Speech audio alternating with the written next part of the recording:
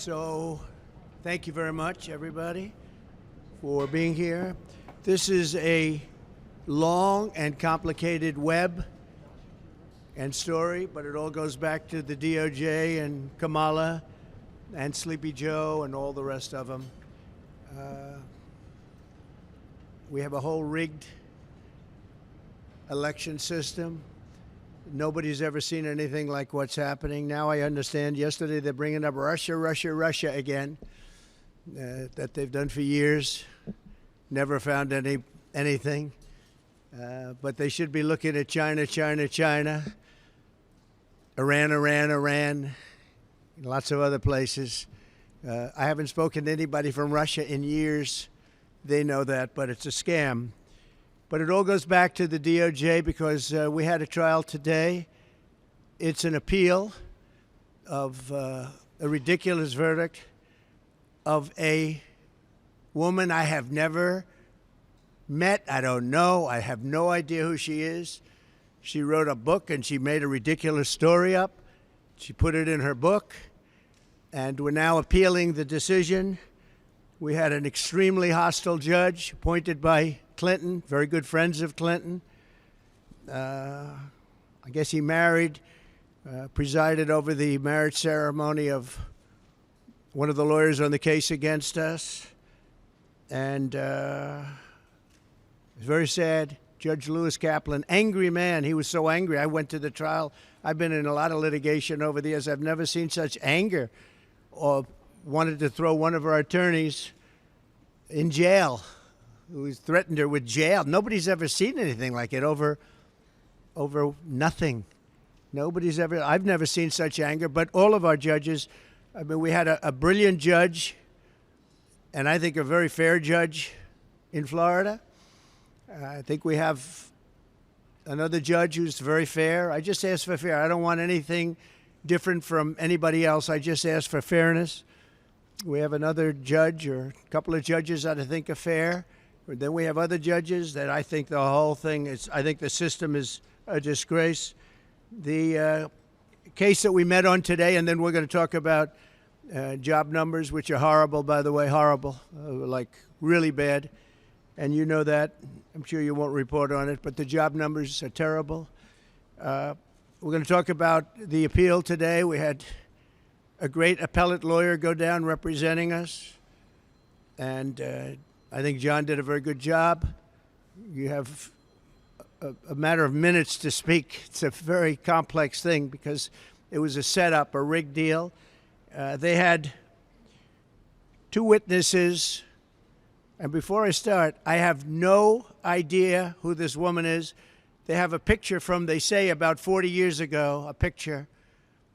And the picture depicts her and her husband on a celebrity line where I was the celebrity. I've been a celebrity for a long time. And they were shaking my hands along with hundreds of other people. Nobody even knows where it is. The problem is she doesn't know the date of this incident. She doesn't know when. She doesn't know, was it in the 90s? Could it have been further than that? She has no idea when. And people do that because you don't want to give a specific date, and then you find out that Trump or whoever it was in Europe. So they tend to do that. They take long periods so that this way, hopefully he was in New York at that time. But this is a disgraceful case, and disgraceful in particular because it's about a former president of the United States who is now leading in the polls to be the president again. And this is being worked with the DOJ, Department of Justice, as are all of these cases. They all come out. Atlanta, Fani, that is all Department of Justice. Nobody knew that. The case with Judge Engoron, the most overturned judge in the state, that is very close because they sent their team from the DOJ to help him. The district attorney, Alvin Bragg, that was all worked with. Again, they sent a top operative from the department, from the DOJ Department of, I call it the Department of Injustice, because they're using the Department of Justice to rig the campaign. These cases are disgraceful. Now, they're brought, for the most part, in front of very hostile areas where Republicans get 3 or 4%, like downtown Manhattan, in front of very hostile judges, like hostile like you wouldn't believe. Judge Mershon, Judge Engoron, and Judge Kaplan, all of them hostile areas and very, very hostile judges. I've never seen anything like it. And very bad thing in this case, New York, very bad thing for New York. Businesses won't come to New York because of what took place with Judge Engoron. I can tell you that. And probably the rest of them also. But this case involved a woman who wrote a book, and I guess she said something in the book. That's when I first heard about it. I first heard about it in the White House. And, of course, I denied the story because it's not true. I have no idea who the woman is, and I never met her. Now, I don't know about a picture that was taken 40 years ago with her husband on a celebrity line, so I don't think that counts. But as far as I know, I never met her. I never touched her. I would have had no interest in meeting her in any way, shape, or form. Her husband was a news anchor, actually, John Johnson, a very nice guy. She called him horrible things. We weren't allowed to say that in the trial. She said horrible things about him. I guess they're since divorced. He's a very nice guy, African-American, and she said very bad things. We weren't allowed to use that in the trial, which surprised a lot of people. But she made up a story, it fabricated 100%, that I attacked her at Bergdorf Goodman. You know, it's very interesting. I don't think they were allowed to use this either. Her favorite show is Law and Order. And there's a almost exact story as her story in Law and Order about being attacked in the dressing room of a department store. I don't know if they used the name of the store. But that's her favorite show, Law and Order. She said that. And anyway, this evolved into a defamation case against me because I disputed her words because I told the truth. We were called. I was in the White House, and I said, no, it never happened. I didn't even know what they were talking about. This was, I think I was in the Oval Office. Sir, do you know anything about this? And this had to do with the book, and she had a few pages in a book making this claim. By the way, there was never a claim. There was never a police report. There was never anything mentioned. There was never publicity 30 or 40 years ago, whenever it took place. Nobody knows. She doesn't know when it took place. When did it take place? She has no idea. She thinks it was in the 1990s. She thinks it was in the 1990s. And the judge, we had 2 trials.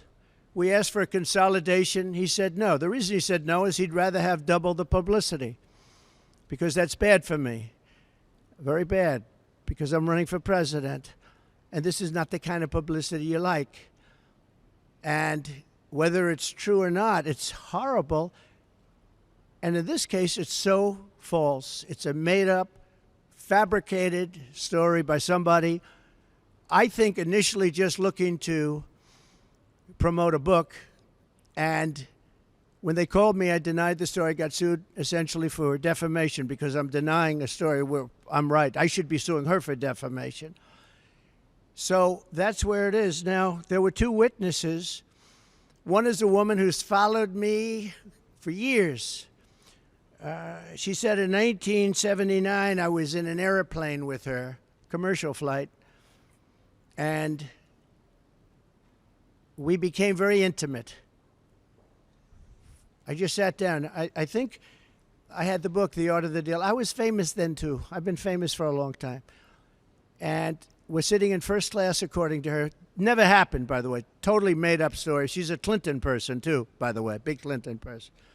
She made up the story. And so many years ago, and I think it would be 1979, one of my many people behind me could correct it, but I think she said 1979, that's a long time ago. And I sat down. I believe I had some pretty big success then, and I was being talked about a lot. Maybe The Art of the Deal was out, sometime after that. I'm not sure. But I was well known. And passengers are coming into the plane. And she said, I was making out with her And then after 15 minutes, and then she changed her story a couple of times, maybe it was quicker, that I grabbed her at a certain part, and that was when she had enough. Now, so think of how the impracticality of this. I'm famous. I'm in a plane. People are coming into the plane. And I'm looking at a woman, and I grab her, and I start kissing her and making out with her. What are the chances of that happening? What are the chances? And frankly, I know you're going to say it's a terrible thing to say, but it couldn't have happened. It didn't happen. And she would not have been the chosen one. She would not have been the chosen one.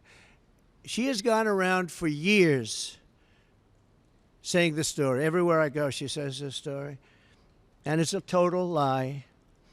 Now, I assume she'll sue me now for defamation, like I got sued by E. Jean Carroll, who interestingly said she's been hurt, damaged, but she's made more money since she did this than she ever made in her life. She gets paid a lot of money to go talk bad things about me. So remember this whole thing started, along with just about every other case I'm involved with the political campaign of Harris, and who's having a bad time because she can't talk, of Harris and Joe Biden. This was election interference. It all is. It's all fabricated. But fabricated in front of very friendly judges for them and in very friendly areas for them. If you get a jury, it's very hard to win in a jury where you have 3 or 4 or 5% Republican votes. Very, very tough, actually.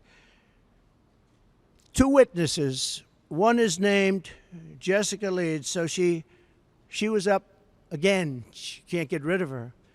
She was up. She said I was in an airplane doing that. A couple of things. You have an armrest in planes back in those days. Oh, by the way, she didn't know anything about the flight, where we were going. I was in very few flights. I was a New York guy building New York buildings. I was at very few airplanes, I will tell you, in those days. 1979, I think. It's a long time ago. But you had the armrest, and in the old days, they didn't move. Okay? But she said she then got out, and she went to the back of the plane, and that was the end of the story, I think. And this story has followed me for years. But just to finish with her, Jessica Leeds, no police reports, no witnesses, no corroboration of any kind, no criminal suggestions, no nothing. Then you have another one, and this one is a writer for People magazine, who I actually thought was very nice. She came to Mar-a-Lago, and she wrote the most beautiful story you've ever seen. It was a love story about Melania and myself, a love story in People magazine. And that was it. It was a cover, I think, but it was a beautiful story. Everybody would love to have that marriage. She said the nicest things about me, about Melania. You have the story. I mean, you can read the story. And her name was whoever. Let's see. Her name was who? Swornoff, yeah. I don't have it. Whatever her name was. I don't know the lady, so perhaps it's much better that way, but I really don't know the lady. So she wrote this beautiful story, and about, I don't know, years later, no police reports, no anything. Years later, the same person they called up, did you attack at Mar-a-Lago this woman, this writer, whatever her name is? And she was a witness in a case. Her and Leeds were the 2 witnesses, only 2 witnesses. Did you attack her? I said, who is she? And they said, she writes for People magazine. I said, I don't know anything about the lady. If I had a story long ago, years before, about People, but it was a very nice story.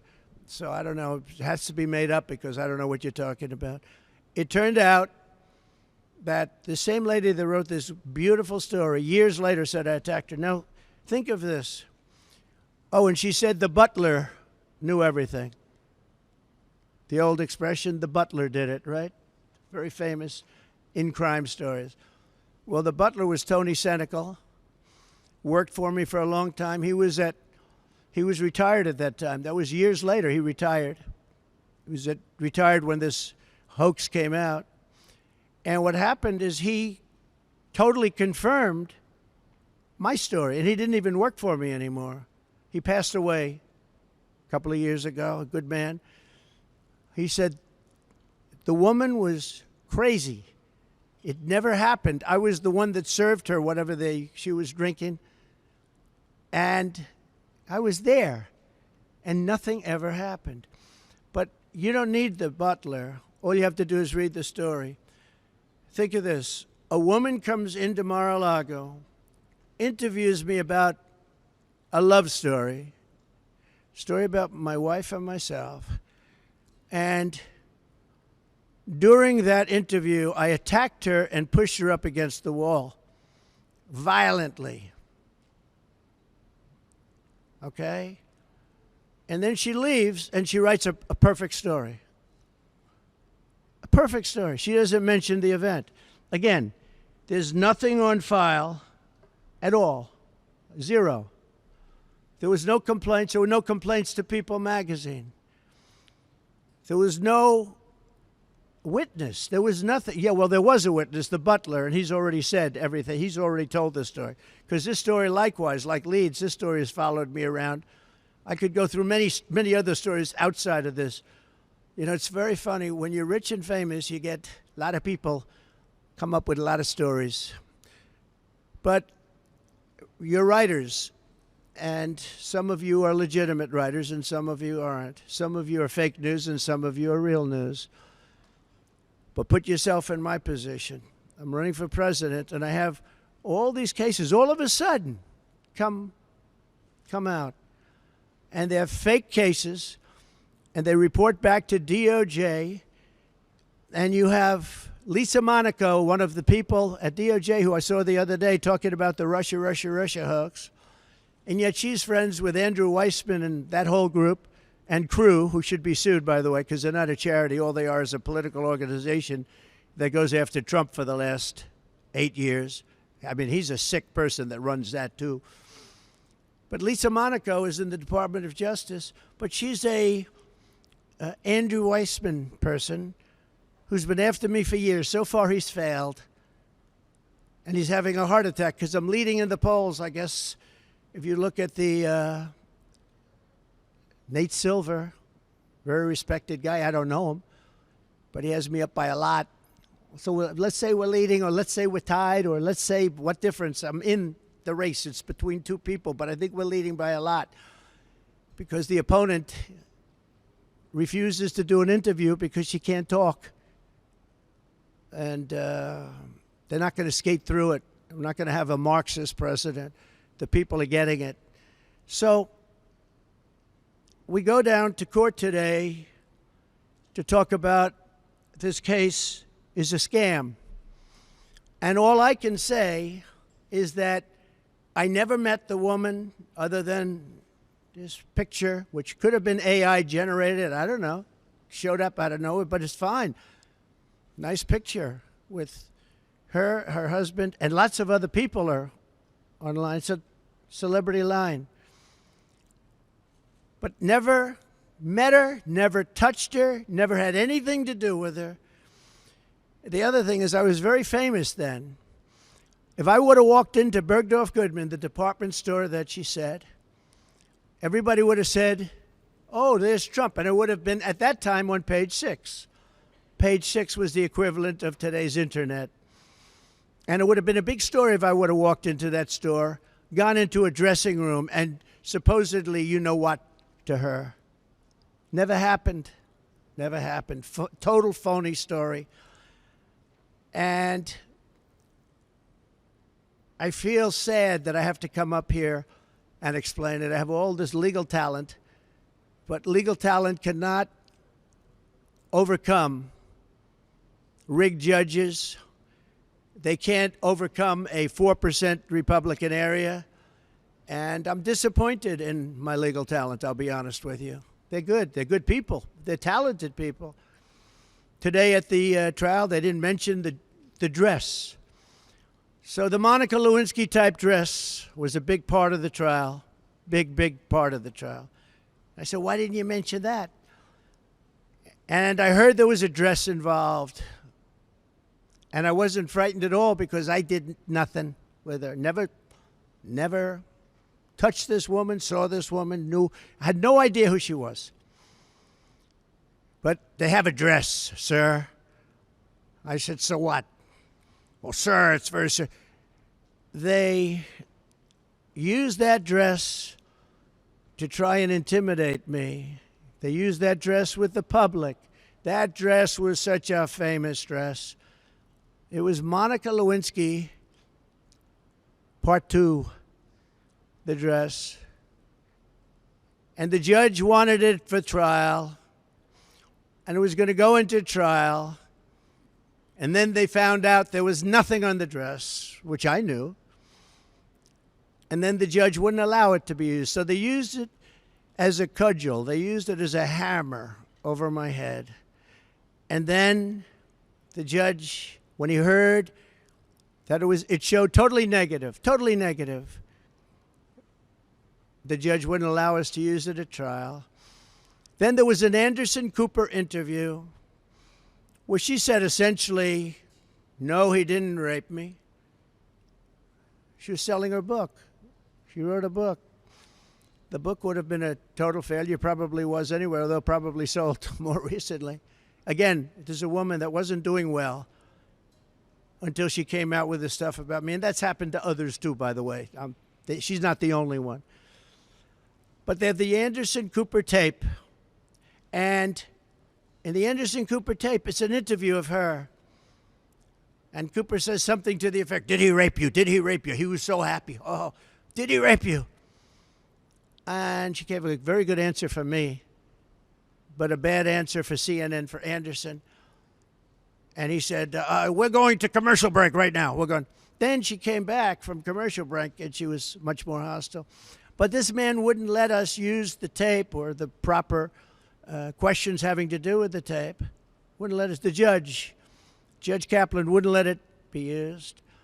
We wanted to get the outtakes. In other words, what did Anderson Cooper talk to her about during that intermission for a commercial that he called for immediately? Where do you see this? I mean, some of you have seen it, some of you haven't. We're going to commercial break right now. And so what happened is we weren't able to use it. The other thing is we had not one trial, we had 2 trials. Nobody understands why. We asked for a consolidation. And I wanted to show up to the trial, to the first trial. My lawyer, who's not up here, not with us any longer, sir, you should not show up. You're the former president or the president. I don't even know when the trial was, but you're the president of the United States, sir. This is beneath you. I've got this 100%. The dress is negative, but he wasn't able to use it. Sir, it's beneath you to show up. I said, but wouldn't that be bad for a jury? Wouldn't that be sort of bad for a jury if I don't show up? He said, sir, you don't have to show up. I've got this.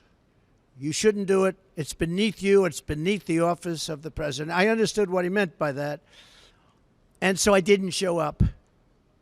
And I was found guilty of something that I didn't do with a woman that I have never seen, touched, or in any way was involved with, nor would I want to be.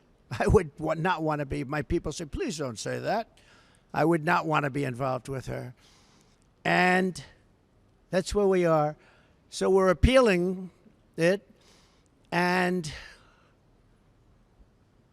people would say it's not a friendly panel based on the appointments, but you'll look that up yourself. But I hope they understand this is the office of the President of the United States, and there has to be fairness shown.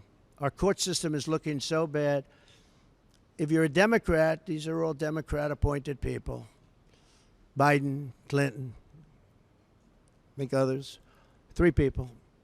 They seem very good today, and I mean, they seem absolutely fine, but I've read and I've heard it's not a friendly panel, but I wasn't surprised because I don't get friendly panels. I don't get friendly panels. But where we've had fair judges, where we've had brilliant judges, frankly, I don't know the judge in Florida, Judge Cannon, don't know her at all.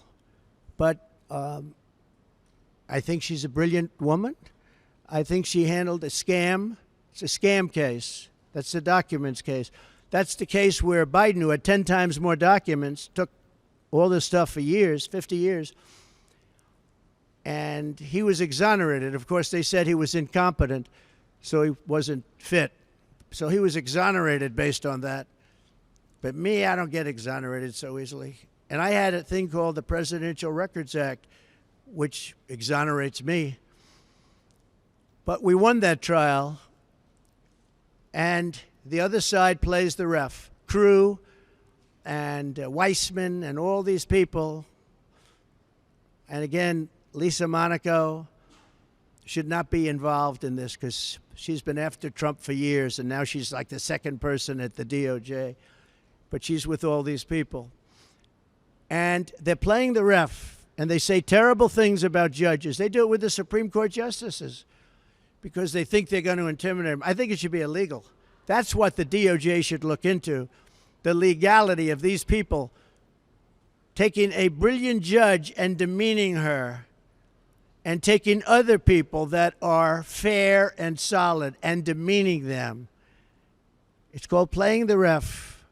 Nobody did it better than the late, great Bobby Knight basketball coach. He would scream at those refs and everything and they'd say, Bobby, you're not going to get the decision overturned. Yep, but the next one I will. And he was right. He was a great basketball coach. Last coach to have an undefeated season. Last coach in basketball to have it many years ago. He also endorsed me, but he played the ref. These people are playing the ref when they are allowed to call for recusal, impeachment of a judge because they're not getting their way. And for some reason, the other side doesn't do that. They don't do that. The other side is much softer. Republicans play it a lot softer, but they play it legitimately. So I'm going to ask, if I might, Will Scharf to come up, just say a couple of words about what took place today. One of our attorneys working on this it's a ridiculous case. Remember, it never happened. It was made up for political reasons. And the DOJ is behind everything. Every one of these cases. It's political interference. It's a witch hunt, just like the fake Russia scam was a witch hunt. And just like they want to start that scam all over again by announcing that Russia we're talking about. And you know what they do when they do that? They intimidate people from having a fair election. They intimidate poll workers from speaking up when they see crooked things take place in the election. And it's a disgrace. Our country's in serious trouble. Our judicial system is in very serious trouble. Will, please come up. Thank you. Good morning, y'all. My name is Will Scharf. I'm one of President Trump's attorneys. Today, we presented oral argument before the United States Court of Appeals for the Second Circuit in one of 2 cases brought against President Trump by E. Jean Carroll. Now, it's really important to remember that E. Jean Carroll's story at its heart is an utterly implausible he said, she said story. There is no corroboration for anything she has ever claimed about President Trump. There are no corroborating witnesses. As President Trump alluded to, there is not confirmatory DNA. No police report was filed at the time of this alleged incident. She was unable to identify when this incident occurred until quite recently. No surveillance evidence or witnesses have ever been found or come forward confirming any aspect of E. Jean Carroll's story. In light of that, in light of the utter implausibility of the story that E. Jean Carroll was attempting to sell to the jury in this case, her attorneys introduced evidence that should have never seen the inside of a courtroom. Utterly insane efforts to introduce propensity witnesses, Jessica Leeds and Natasha Stoynoff, most notably, in an unfair and improper effort to buttress E. Jean Carroll's failed attempt to assault President Trump. Jessica Leeds' story is instructive here. This is a woman who claims that in the middle of a crowded airliner in 1979, President Trump assaulted her. Leeds has never been able to identify where this plane departed from, where it went to, the date of the flight in question, making our efforts to disprove her testimony extremely difficult. Under the federal rules of evidence, this story should have never been allowed to be presented to the jury in this case. The same is true of Natasha Stoynoff's story, which again lacks any indicia of reliability, any sort of credibility, any sort of confirmatory testimony from other witnesses, or anything else that would make you believe that this actually happened. So on the one hand, you have a judge who allowed in this improper propensity evidence that should not have been allowed in.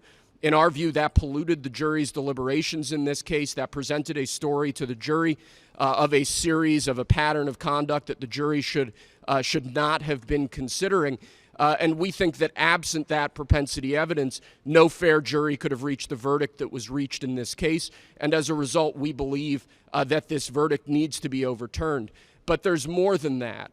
In addition to this improper propensity evidence, President Trump and his trial team were prevented from cross-examining E. Jean Carroll and other witnesses on crucial issues in particular relating to political coordination and the political motivation behind this entire lawsuit.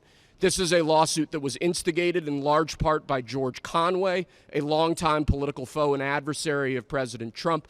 This is a lawsuit that was funded by Reid Hoffman, a key political ally of the Biden-Harris administration and a major Democrat donor. We were limited in the evidence we were allowed to present at trial about these crucial facts. We were prevented from cross-examining E. Jean Carroll on aspects of that dynamic that underlies this entire lawsuit. And that, too, unfairly corrupted the jury's deliberations in this case and requires reversal of the jury verdict. I think this political coordination point is particularly important, though. It's important to emphasize because what we have seen in the last few years is a weaponization by the Biden administration and by their political allies of our legal system and of our courts to unlawfully, unconstitutionally interfere with President Trump's core First Amendment right to run for president. That is a right guaranteed to him by the Constitution. That is the right that his political opponents are attempting to strip away from him. We have seen this in case after case after case where unfair political motives have underlay what should be serious legal proceedings. And I think when you look at this situation in toto, when you look at what the left, when you look at what the Biden-Harris administration is attempting to do to President Trump, this is insane. This is an absolute abuse of our legal system. It's an absolute abuse of the rule of law. It should be deeply offensive, not just to political supporters of President Trump, but to each and every American.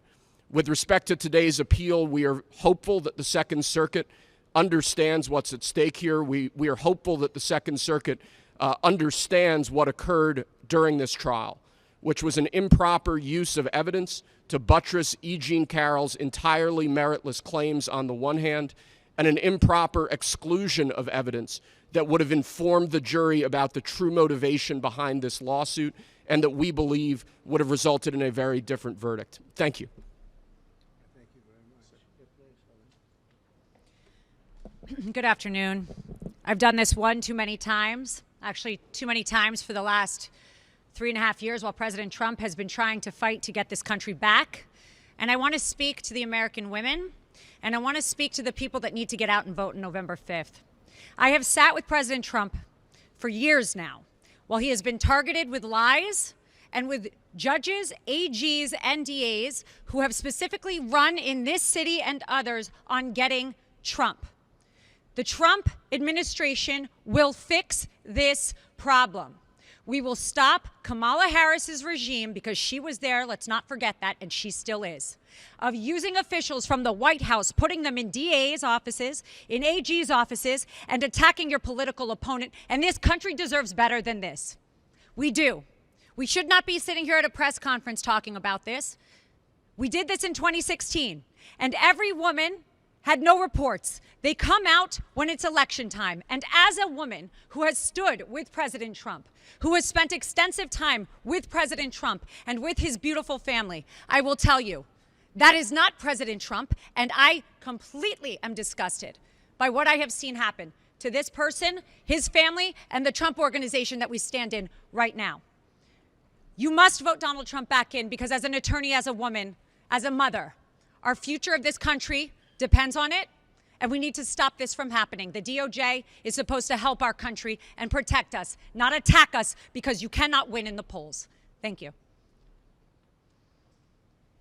Thank you very much, both. And just in finishing this, we have numerous other trials that are also very much in coordination with the DOJ.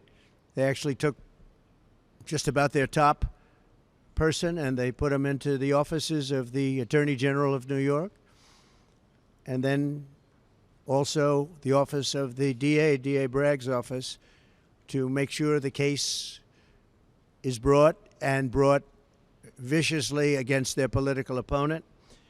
And it's a shame. It's a shame. Businesses will not come to New York because of it.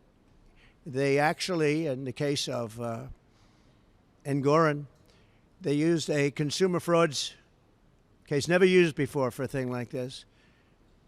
And not only were my numbers correct, and again, this was a generality. All you need is a general, but I had really good numbers, but they were very conservative, very much on the low side. And the judge knew that. And the judge ruled a fine against me, the likes of which has never even been heard of.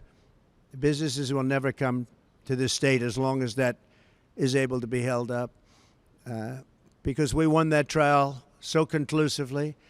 We had an expert witness said that President Trump's financial, this was an expert witness from the Stern School of Business, one of the most highly respected people in the country, as an expert witness.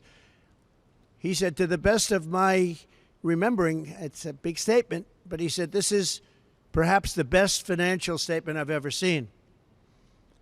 But the judge made me pay like a $400 million fine. This is a consumer fraud statement. Think of it, consumer frauds case that they made it in. The judge refused to give it over to the commercial division where they could understand things, and they would have dismissed it immediately because this case had no merit whatsoever. The judge wanted to settle the case for a very much smaller amount. And I said, I'm not going to settle. I didn't do anything wrong. But he would have settled the case for a much smaller amount. He wanted to settle it for a much more. We had numerous meetings in his office for a fraction of the number that he gave. That was one of the interesting things. I figured that the worst that you could do is what he wanted to settle for, which was a very small number by comparison. And then he just came out with this number. This was a coordination with the DOJ. And the other case that you know about and you've been hearing about, which is same kind of a thing, also in coordination, is the Bragg case. And they actually wanted to put them together in New York. They wanted to put the DA case together with the Attorney General case, but they both wanted credit. They couldn't understand, they both wanted credit, so they had their own cases. And it's very corrupt in New York, and very, very corrupt. It's a very corrupt place and doing very badly. But when people see what happened, and when they see, I've had so many calls from business people saying, this is just terrible. Today, there was a story about somebody in Southern District who's highly respected, knocking the hell out of both of those cases, say it's an embarrassment they were allowed to be brought.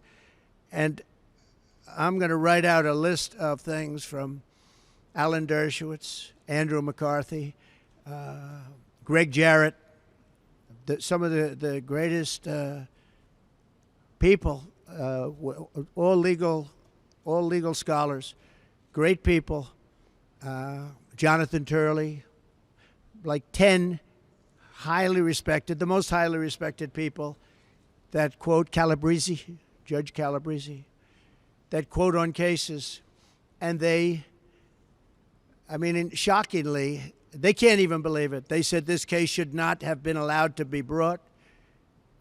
and that's about pretty much both cases, but it's about the case that we have in front of Judge Merchan. That case is a disgrace. Should have never been allowed. I did nothing wrong. And he took a non-existent, expired, long expired by the statute of limitations, misdemeanor.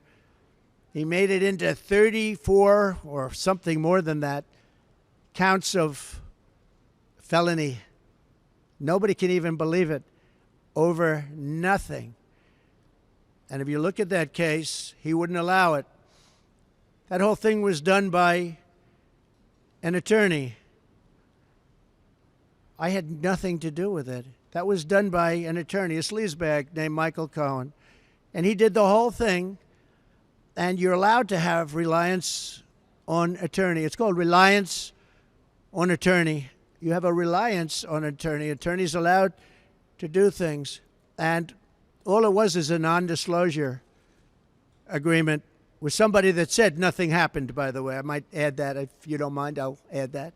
We have a statement, nothing happened. And he got a non-disclosure agreement. He did it on his own, and this judge refused to allow us to use that as a defense, the attorney-client defense, which is very standard. Other people have never heard that you're not allowed to use it. But he's the one that did it because I was running for president and running the country. He's the one that did it. So all of these cases are a disgrace. But the case that we had today downtown, I wish we could have mentioned the dress. Again, got the idea from Monica Lewinsky, but it was negative, wasn't allowed to be used. I wish we could have mentioned many of the other things, and I certainly wish we could have gone to CNN and got the outtakes, what's called the outtakes. What did Anderson Cooper tell her during the commercial? I'd love to find that out. So that's where we are. We have a very corrupt system of laws, but in that system we have some very good judges also, and I think in the end the good judges will prevail. And I hope Democrat-appointed judges can see a scam like this where somebody just makes up a story, probably out of Law and Order. I don't know, she made it up out of somewhere, but check out the Law and Order episode that we're talking about. Make up a story, and I end up getting sued. And by the way, the punishment is like $89 million and wouldn't have two cases. It should have been one case.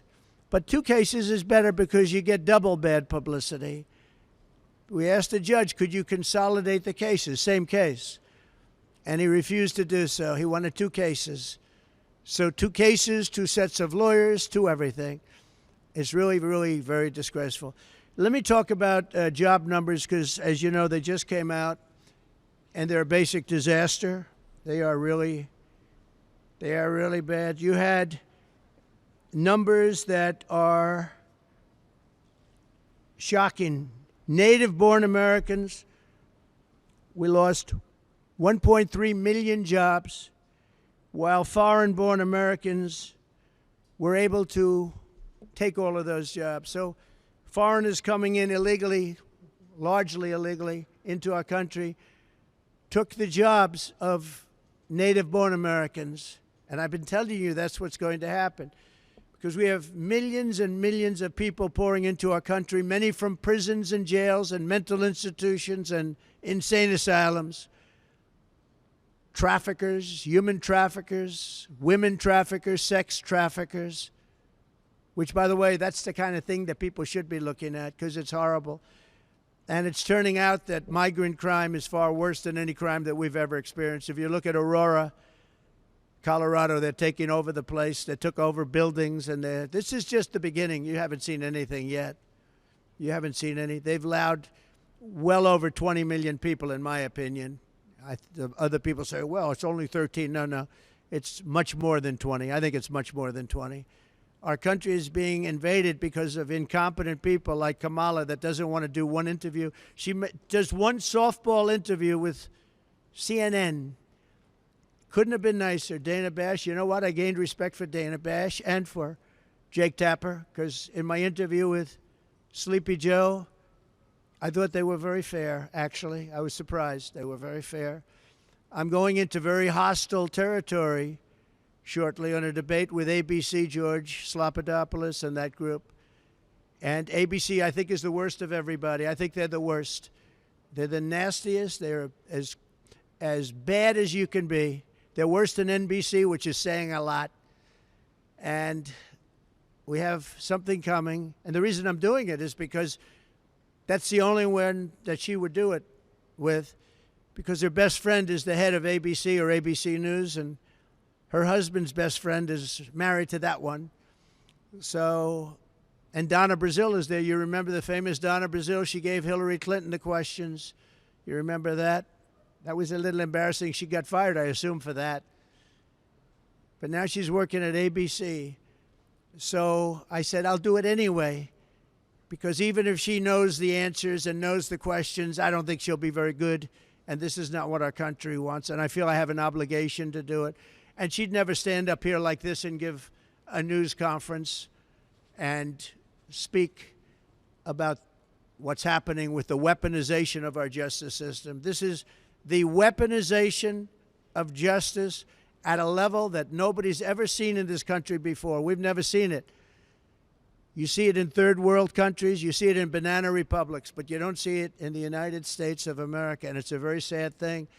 And I think I'm doing a great service by having gone through it and revealing it, because, you know, it came out with an indictment from the district attorney, which, again, just revealed today, and I hope you're going to do a story because it's a big story. The Southern District of New York was, and this is a very highly respected group of people. He said it was a disgrace that that case was brought. It was a disgrace that the case was brought in front of Mershon. The case is a disgrace. Should have never been brought. Should have never been brought. And the case in front of Judge Engoron, just in terms of the case itself, we had 4 or 5 overturns in the appellate division. I only hope the appellate division, for the good of New York, otherwise you just say, God save the state. For the good of New York, I hope that the appellate division will do what's right on that case, because that case was a scam. But every single one of these cases that I'm mentioning, they're all hoaxes and scams. No different than Russia, Russia, Russia, Ukraine, Ukraine, Ukraine, the impeachment hoax number 1, impeachment hoax number 2, all these things that we won. We won them all.